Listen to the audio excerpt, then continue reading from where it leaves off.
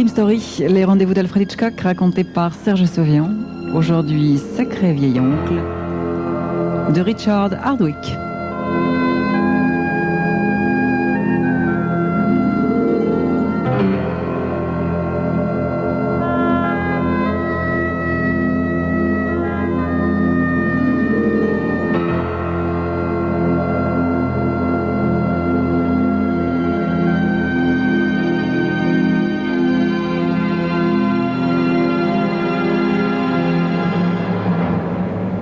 Je m'appelle Larry Leffingwell.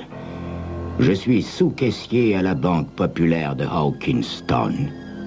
Je suppose que la plupart des gens doivent penser en me voyant, si toutefois ils pensent quelque chose de moi, que je suis un garçon insignifiant et falot.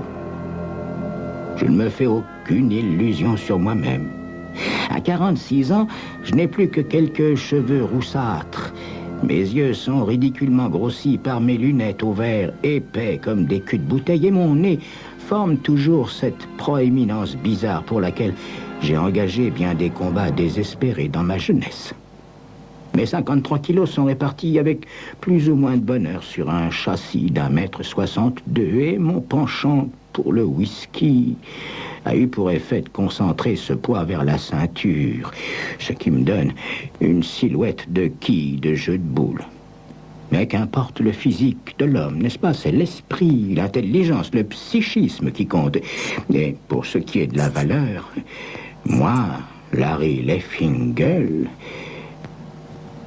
un matin, alors que je suis assis à mon guichet, j'entends dehors le klaxon d'une voiture devant la banque. Je jette un coup d'œil au dehors et j'aperçois l'oncle Fargo au volant d'une jolie petite voiture de sport qui me fait des signes amicaux. Blottie à ses côtés, une jolie blonde que j'ai déjà aperçue une ou deux fois en sa compagnie, mais dont le nom m'échappe pour le moment. Fargo Leffingwell, mon oncle. L'oncle que j'idolâtre depuis mon enfance. Voilà au moins un homme qui sait vivre. Il mène joyeuse vie sans se soucier du qu'en dira-t-on et sans pour autant dilapider sa fortune tant elle est importante.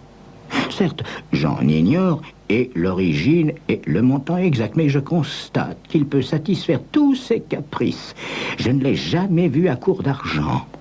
Il ne conduit que des voitures dernier cri, voyage de par le monde, fume les cigares les plus coûteux et boit du scotch de 20 ans d'âge, comme d'autres boivent de l'eau du robinet. Et à plus de 75 ans, il fait toujours jeune. L'oncle Fargo ne s'est encore jamais marié.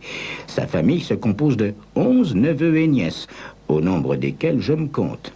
Tous rejetons de ses deux frères décédés depuis belle lurette. Je reconnais que je fonde beaucoup d'espoir sur le moment où l'oncle quittera cette vallée de larmes en nous léguant tous ses précieux biens terrestres. J'avoue que je suis parfois un peu impatient de voir arriver ce jour. Naturellement, il va sans dire que le plus discrètement du monde, je surveille le compte en banque de l'oncle avec le même soin jaloux que s'il s'agissait du mien. J'en connais le montant à 1 centime près, et pour cause, je le contrôle tous les jours. Et il tourne en principe autour des 10 000 $, mais ça n'est là que de l'argent de poche, si l'on peut dire.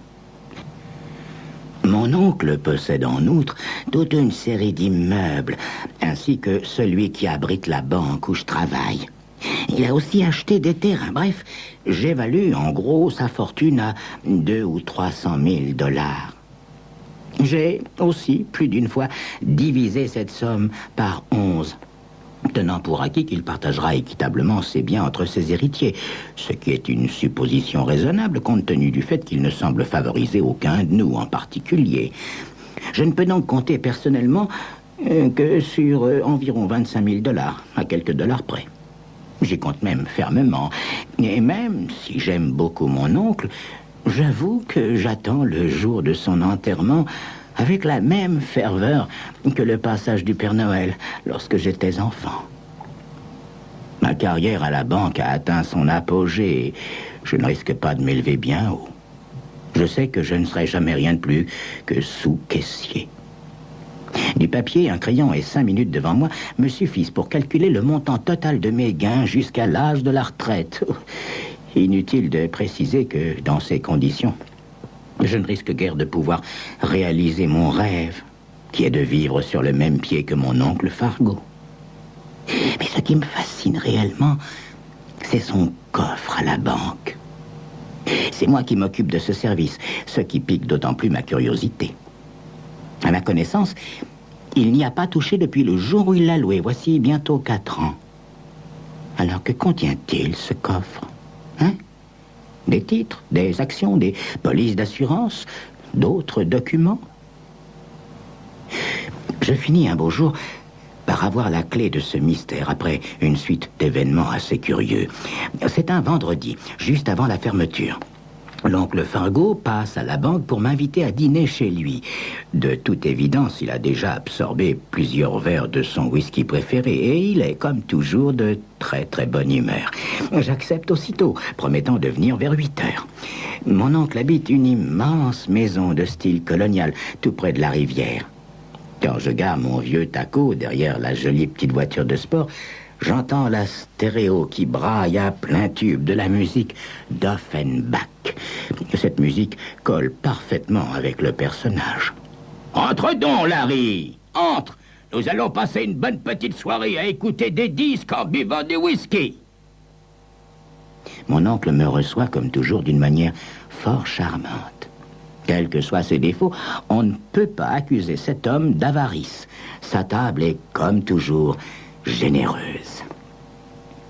Mon seul problème, quand il m'invite chez lui, c'est de retrouver ensuite ma petite chambre minable.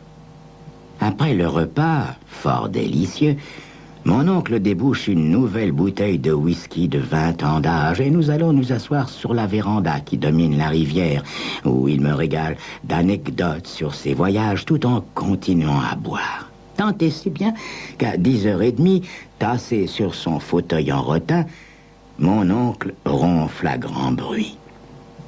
C'est alors que, probablement sous l'effet de l'alcool, je me mets pour ma part, sans l'avoir aucunement prémédité, à fouiller la maison et je découvre la clé du coffre de mon oncle à la banque, jeté négligemment au fond d'un tiroir de son bureau. Mon seul motif jusque-là était la curiosité.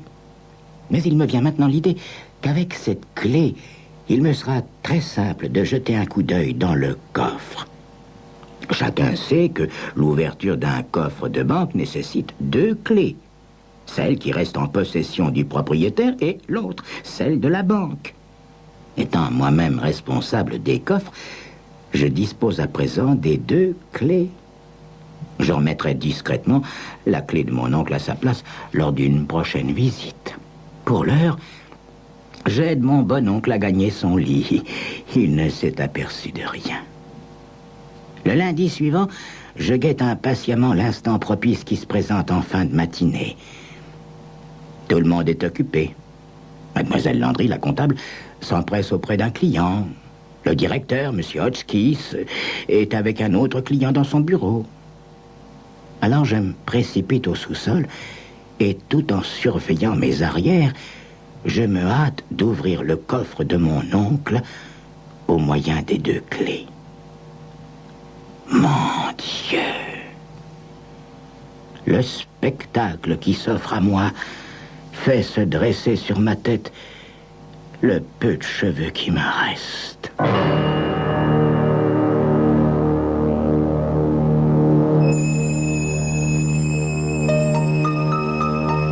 Mais quel est donc le contenu de ce coffre? C'est ce que vous saurez dans quelques instants.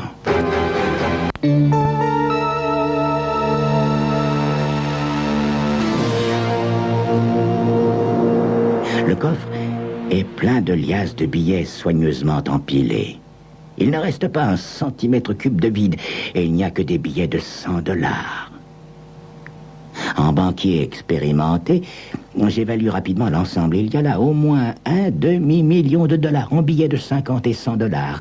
Mon Dieu, un demi-million de dollars. Je suis obnubilé par le contenu du coffre et je ne peux m'empêcher d'essayer de diviser mentalement 500 000 par 11. Mais au fait, pourquoi devrait-on partager ? Les comptes en banque et les biens immobiliers doivent être partagés, mais le contenu de ce coffre secret, n'y a-t-il pas un moyen ? Ce coffre est le secret d'oncle Fargo et seule une fiche dans mon classeur prouve qu'il l'a loué. Une fois par an, il m'en paie la location comptant. Faire disparaître de la banque tout document prouvant cette location me serait très facile. Le cœur battant, je cours me réfugier dans mon bureau où je me prends la tête dans les mains. Bon sang, bon sang, bon sang. Nous serons les seuls, absolument les seuls, l'oncle et moi, à connaître l'existence de ce coffre si je fais disparaître cette fiche. C'est à cet instant précis que l'idée du meurtre s'impose à mon esprit. Meurtre.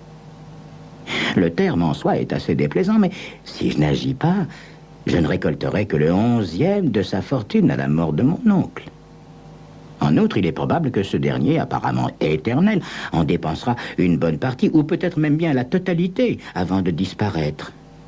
Et puis, je ne rajeunis pas. Et si je veux avoir le plaisir de dépenser de l'argent un jour, il me faut me dépêcher de devenir riche. Naturellement, je n'ai pas la moindre animosité contre l'oncle Fargo, mais il faut aussi que je pense à moi et que je prenne toutes les précautions pour qu'on ne puisse pas m'accuser de sa mort.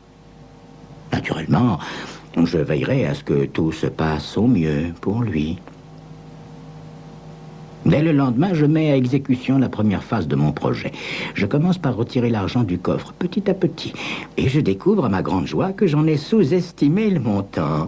Je m'enrichis ainsi de 600 000 $. Avec la plus grande prudence, j'emporte les billets chez moi où je les glisse sous mon lit, dans un carton. Le jour suivant, je détruis l'affiche indiquant que l'oncle Fargo a loué un coffre. Pour exécuter mon plan jusqu'au bout, il ne me reste plus qu'à tuer mon oncle Fargo. Finalement, pour un homme un peu astucieux, un meurtre est chose facile. L'oncle Fargo a la passion des voitures de sport. D'autre part, il a plus de 75 ans. Qui s'étonnera qu'il trouve la mort dans un accident de la route, hein? Personne. Je lui téléphone le jeudi pour lui demander si je peux lui rendre visite le soir, en lui expliquant que j'ai besoin d'un conseil. Aimable, comme toujours, il me répond de venir quand je veux. Et le soir même, il m'accueille sur le seuil, un verre à la main. « Qu'y a-t-il, mon garçon? Tu n'as pas d'ennui, j'espère ?»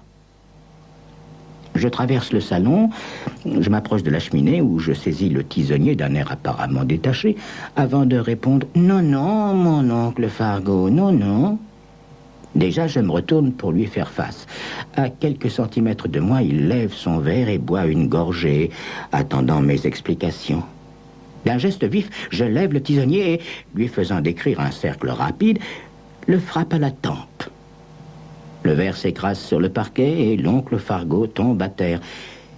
Ses yeux sont remplis de peine et d'étonnement et se rivent sur les miens. Je lui assède un second coup, non par plaisir, mais il le faut, hein. Cette fois, c'est le bon. Ensuite, je conduis la voiture de mon oncle dans le chemin, je braque le volant en direction du bosquet qui borde la route, j'embraye en desserrant le frein à main et saute au dernier moment. L'accident est spectaculaire. Puis, je retourne à la maison, balaie les morceaux de verre, nettoie les traces de sang sur le tisonnier et j'appelle la police pour signaler ce que j'ai découvert en venant rendre visite à mon cher oncle Fargo. Pour être tout à fait franc, je dois avouer que je ne me sens pas très bien en rentrant chez moi ce soir-là. Pourtant, la police n'a aucun soupçon, du moins à ma connaissance. J'ai bien sûr quelques regrets, car j'aimais énormément mon oncle Fargo. Mais j'ai maintenant tout ce que je désirais. Il faudra évidemment que je laisse passer un peu de temps avant de profiter de ma nouvelle fortune, parce que même si j'hérite du 11e des biens de mon oncle, ça ne suffira pas pour justifier le train de vie que j'ai l'intention de m'offrir avec le contenu du coffre. un voyage en Europe. La Côte d'Azur française, par exemple. Constatant que je n'ai plus de cigarettes, je décide de descendre en acheter. Mais je voudrais d'abord boire un verre. J'avise ma bouteille de whisky posée sur l'étagère. Je l'attrape, mais au lieu de me servir, je la vide aussitôt dans l'évier, jusqu'au dernier glouglou. Un homme qui a les moyens ne boit pas de la bibine. Je puise dans la boîte en carton glissée sous mon lit un billet de 100$ et je descends chez l'épicier. « La banque vous a augmenté, Larry ?» me demande ce dernier au moment où je le paie. Flûte, j'ai pas prévu ce coup-là. Mais au lieu de m'affoler, en homme intelligent que je suis, je murmure quelque chose au sujet d'un pari que j'aurais gagné. L'épicier me rend la monnaie et je quitte le magasin avec mon achat. C'est le début de la belle vie. Il me semble avoir des ailes au moment où je regagne mon appartement. Le lendemain, je donne ma démission à la banque. Oh, le bonheur d'être riche, la divine satisfaction de pouvoir faire des pieds de nez à qui on veut. Mais en rentrant chez moi, je découvre un inconnu sur le palier. Il n'est d'ailleurs pas seul. À ses côtés se tient un autre homme. L'angoisse me saisit à la gorge. Le mot cambriolage surgit aussitôt à mon esprit. Mais quelle absurdité, voyons, personne ne connaît l'existence de cette fortune sous mon lit. Qui songerait à venir me cambrioler, hein? Je me détends. Je viens de découvrir que la richesse rend peureux. Je glisse la clé dans ma serrure et, comme s'il n'attendait que cela, l'homme à ma gauche m'interpelle. « Monsieur Leffingwell, je suppose. »« Oui, c'est moi, monsieur. »« FBI. Dites-moi, vous avez bien payé une bouteille de whisky avec un billet de 100$ hier. » Et pourquoi, monsieur? Le propriétaire du magasin prétend que vous avez été le seul client hier à lui donner un billet de 100$. Ah oui? C'est vrai, oui. Ça fait 4 ans qu'on espère voir réapparaître un de ces billets, monsieur Leffingwell. Pourriez-vous nous dire où vous l'avez eu? Mon dos ruisselle de sueur. Je me souviens plus, monsieur. Pardonnez-moi, il est tard, il faut que je rentre. Soudain, il porte la main à sa poche. Instantanément, j'imagine qu'il veut saisir son revolver pour m'abattre. Nous allons fouiller votre appartement. Voici le mandat de perquisition, monsieur Leffingwell. Le billet avec lequel vous avez payé l'épicier hier provient de la Banque Express d'Atlanta, pillée il y a 4 ans. Dans mon esprit, la vision paradisiaque de la Côte d'Azur française s'estompe. À sa place, surgit un paysage imprécis qui semble sentir la fumée et le soufre en fusion. Au milieu, une petite fourche dans une main et un verre de whisky dans l'autre trône l'oncle Fargo qui se tord de rire. D'un rire démoniaque. C'était Crime Story, les rendez-vous d'Alfred Hitchcock racontés par Serge Sauvion. Aujourd'hui, Sacré vieil oncle de Richard Hardwick.